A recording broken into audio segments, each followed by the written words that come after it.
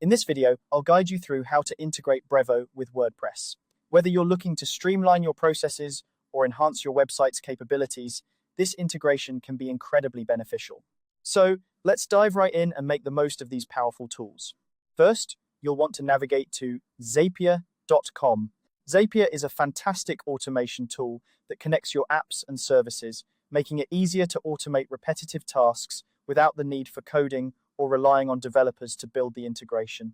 Once you're on the website, you'll need to log in or create an account if you haven't already. This step is crucial because you'll be using Zapier to facilitate the integration between Brevo and WordPress. After logging in, it's time to create a Zap.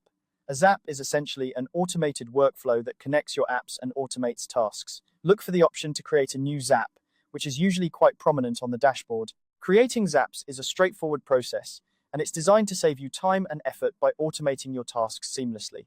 Once you're in the Zap creation process, you'll need to set up a trigger. A trigger is an event that starts a Zap. Click on the Trigger section and search for Brevo.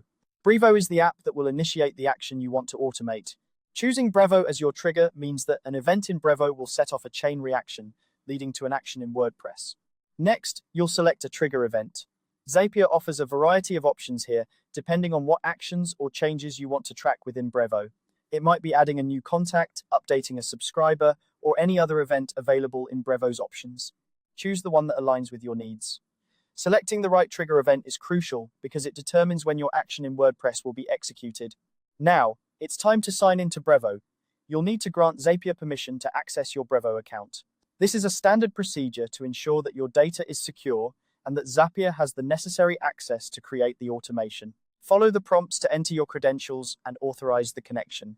Once you have successfully connected Brevo, you'll want to test the trigger. Testing is an essential step in the process, as it ensures that everything is set up correctly and that the trigger will work as expected when the conditions are met. Zapier will typically provide a test option, allowing you to see if the integration is functioning properly.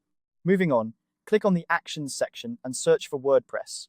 The Action app is where the magic happens after your trigger event occurs. In this case, WordPress will perform the action you desire based on the trigger you set up in Brevo. After selecting WordPress, you'll need to choose an action event. The action event is what happens in WordPress when the trigger from Brevo occurs. This could be creating a new post, updating an existing one, or any other action that WordPress supports. Make sure to select the event that aligns with your goals.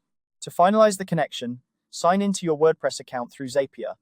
Just like with Brevo, you'll need to give Zapier the necessary permissions to access your WordPress site.